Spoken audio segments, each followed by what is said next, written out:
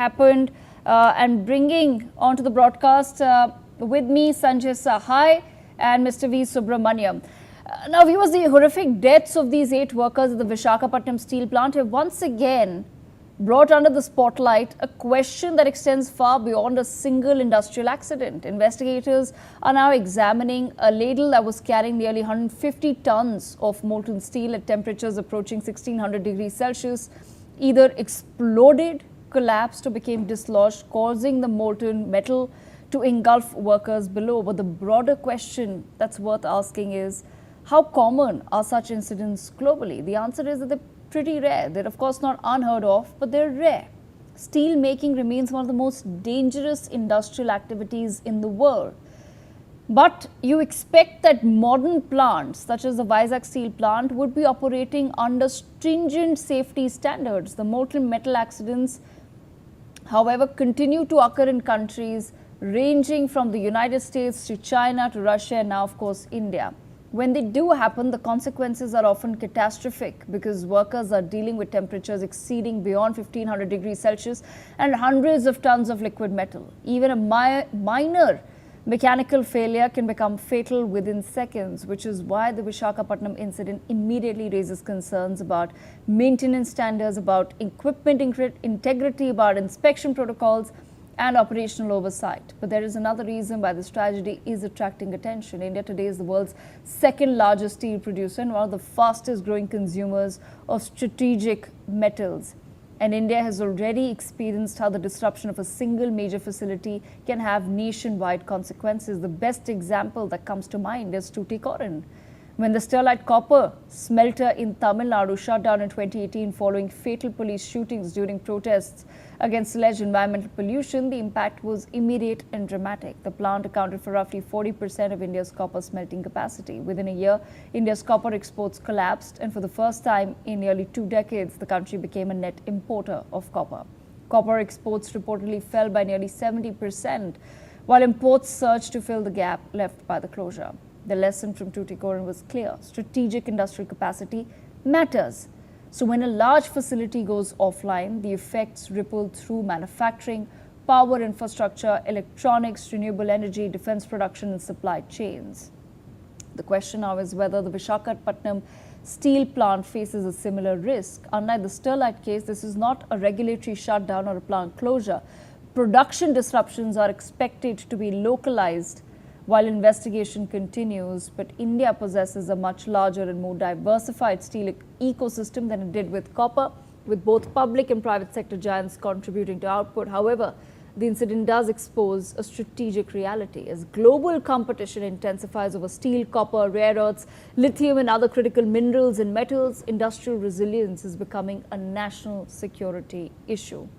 And that is why we now ask our guests whether we must be demanding an NIA probe into this to determine and clarify whether this was an administrative lapse or is there a larger international scheme at play. I want to bring Mr. Sanjay Sahai into this and Mr. V. Subramaniam. Mr. Sahai, I'd like to firstly raise this question with you. We're already, Mr. Sahai, undergoing several disruptions as far as supply chain matters are concerned. There's a war that's going on with no end in sight. In fact, there have been multiple wars that have been going on ever since COVID, and as soon as one part of the world settles down, we see disruptions in another.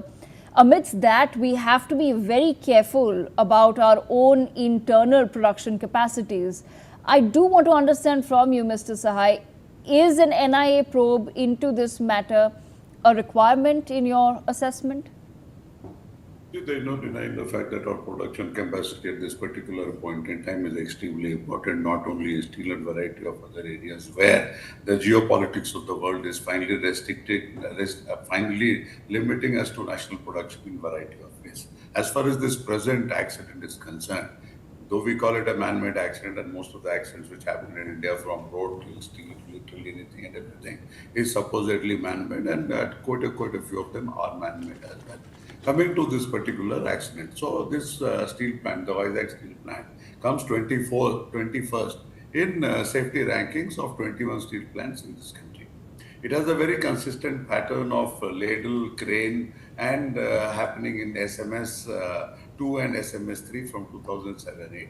So that is the pattern, that is the way this place has been functioning. They have got rid of around 10,000 workers in last 3 years, and the general claim is, as per the ex-CMD, I think he's up for around 3 or 4 years as the head of the Vizag Steel Plant, that they're not experienced people to handle this sort of operation.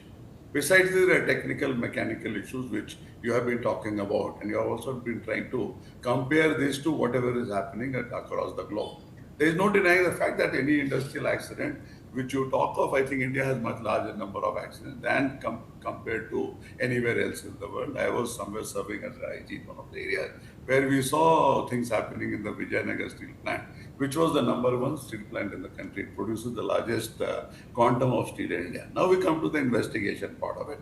I presume there are two investigations or inquiries, whichever way you call it, happening. One is the unnatural death of these 8 workers. So unnatural death primarily means that it is under the police investigation, or it is not a criminal investigation of a nature which we talk about, but this is certainly a criminal investigation.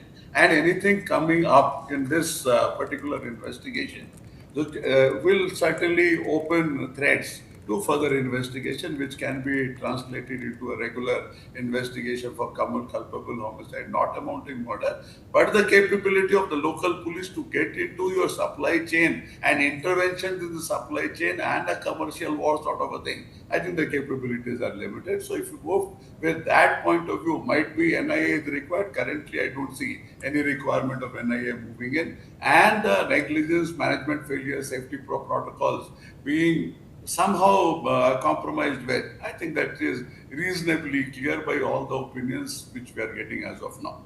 The second and most important part is that there is a 3-member inquiry committee. And that 3-member inquiry committee is, I think, a committee of experts who understand the steel industry, who understand the geopolitics, who understand the supply chain, and who also understand how do we deal with the individual steel plant. And till today, we don't have any evidence, though it is certainly in a nascent stage, evidence of any tampering, any forced explosion, and things of that nature. Once this inquiry committee is able to pinpoint that it is outside of negligence and management incapability, and more importantly, I think most of the places in this country we have resources crunch is there. So human resource and expertise unavailability, and might be also the financial resources. This plant has seen lots of issues in last couple of years, or last 10, 15 years. So broadly, my opinion is, if the government wants to really do a thorough work and get into culpable homicide and things of that nature, then it goes to the NIA. Now, if you want to continue with the expert probe, which is, I think, extremely important, because only then you will understand the geopolitics, the compromised supply chain, and variety of things of that nature, and exactly where it conked off, or what have been the cumulative factors which led to that ladle coming down, and then the explosion, or explosion happening earlier, and then the molten steel falling on a wet surface, and variety of things which has happened. So I sincerely feel, and I'm of the opinion, that this expert committee should throw up the final cause or the causes of this particular accident, and if required, it can go to the NIA.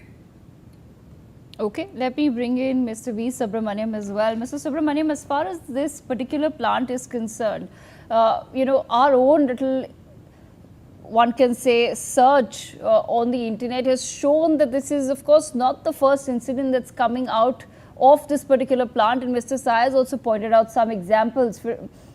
Just in this year, May, 4 workers fell unconscious after inhaling toxic fumes at the Vizag Steel Plant when they were working in the thermal power plant area. Then we have also learned that in January last year, the Vizag Steel Plant's conveyor belt had broken, but there were luckily no casualties. When we talk about the safety and security of heavy industries, and particularly, like I said, in the current global context, where we have to be very sure about our own production facilities and our own production capacities, is there now an expectation from the government, both the state and the center, to be very, very strict as far as compliance, safety compliance is concerned? Because we just can't afford any more such accidents taking place in our heavy manufacturing industries? Yeah, Devika. So first, my artful prayers to the departed soul. So see, when the investigation is going to happen, it will be happening from the forefront in the manufacturing industry or the steel industry. They call it as a men, machine, methods, and materials. Right? These 4M constitute the process. Okay, without this involvement of these four factors, no product can go out. So the problem is the dependency of these four factors, whether it is coming from the inside the state or outside the state. When Sanjay sir was telling about the investigation of FIR, so FIR can be investigated by the state police if the event and the surrounding circumstances happen within the state, then the local state police can do it. But the problem is the materials for this plant is coming from the hundreds of kilometers away from the state. What the other people are saying that there may be inferior quality of materials which may triggered for this accident. That is one. Second is the methods. So whatever the methods being followed for the last 40-50 years, whether the methods have been followed in a strict and spirit and law, or some deviation has happened. What is the cause of deviation? Because I know these manufacturing industries and this mining industry, they operate on a strict basic operating systems. Nobody can deviate from that. But there will be a daily review meeting happening on the morning and as well as on the close of the shift. So there will be a reporting of errors, reporting of the problems. But how come this has been escaping? Okay, or because of that only we have seen this fatality now. So there will since the the materials or methods or machine have come from the other states or other borders, there will be some probe. So what is the involvement of the third-party agencies from the other states when you want to interrogate or go and investigate in the other states? Definitely you need the agency who has got the authority across the states, across India, or across the border. Okay, that is why we say that there may be the NIA, they may come and play a crucial role, so that there will be authority to summon, to call one person or to call the company, to call the system to their office and investigate and find out what is the real cause of this incident. Of course, we can say that this is a very old company and they are not maintaining the machineries. The company is in deep losses. They are about 35,000 crores of debt and all those things, despite being the second largest steel producer. So this company is not having their own captive iron ore mining, which means they buy the raw material and process the material and take the steel out of it. So they don't have the mining. So which means they are depending on the raw material supplier. We need to know from where this raw material is coming. I think even despite the second largest steel producer, we are still getting imports from China and Korea and all. Okay. So we need to know the source of materials, and despite this, whatever the global crises are going on, but we are able to progress economically very well. The last quarter GDP, we were at 7.7%. Okay, no country is growing at this fast speed.